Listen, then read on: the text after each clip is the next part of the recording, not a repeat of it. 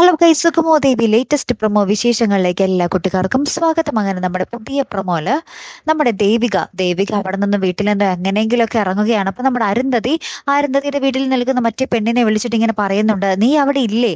ദേവികയ്ക്ക് wedding anniversary അല്ലേ, ദേവികയുടെ wedding anniversary ആഘോഷമല്ലേ, നീ അവൾക്ക് പോകണ്ടേ, നീ വേഗം വീട്ടിലേക്ക് എന്നിട്ട് ദേവികയെ പറഞ്ഞു വിട് എന്ന് പറയുന്നുണ്ട്.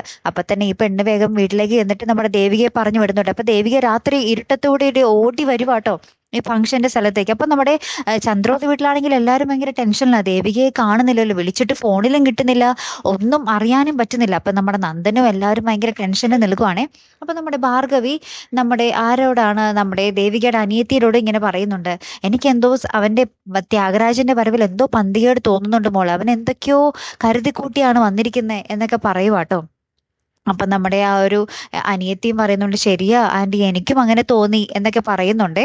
പിന്നീട് നമുക്ക് കാണുവാൻ സാധിക്കും നമ്മുടെ ത്യാഗരാജൻ അവിടെ ആ ഒരു ഫംഗ്ഷന്റെ സ്ഥലത്ത് തന്നെ ഉണ്ട്. എന്നിട്ട് ത്യാഗരാജൻ ഇങ്ങനെ ആ ഗിഫ്റ്റ് ബോക്സ് നോക്കി, നിനക്കിപ്പൊ പൊട്ടാൻ സമയമായി എന്ന് പറയുന്ന ഒരു രംഗങ്ങൾ തന്നെയായിട്ട് കൂട്ടുകാരെ നമുക്ക് കാണുവാൻ സാധിക്കും. മിക്കവാറും നമ്മുടെ ഭാർഗവി ആയിരിക്കുമോ ഇനി തീർന്നു പോകാൻ പോകുന്നേ അല്ലെ? ആ ഭാർഗവിയുടെ ആ ഒരു, ഇപ്പോഴും ഭയങ്കര പാവമാണല്ലോ ഭാർഗവി. അപ്പൊ ഭാർഗവി മരിച്ചാലും നമ്മുടെ പ്രേക്ഷകർക്കുള്ളിൽ ഒരു സങ്കടം വരും അല്ലെ? ആരായിരിക്കും എന്ന് പറയാൻ പറ്റില്ല കേട്ടോ. നമ്മുടെ സംവിധായകൻ ആരെയാണ് ഉദ്ദേശിച്ചിരിക്കുന്നത് എന്ന് നോ ഐഡിയ. മിക്കവാറും നമ്മുടെ ഗിരീഷ് മാഷ്, രജനി, ഭാർഗവി, ഗൗരി ഇവരിൽ ആരെങ്കിലുമൊക്കെ ഒരാൾ തന്നെ ആയിരിക്കും അല്ലെ? കാത്തിരുന്നതിനെ കാണാട്ടോ. അടുത്തൊരു വീഡിയോ വരുന്നത് വരയ്ക്കും ഗുഡ് ബൈ.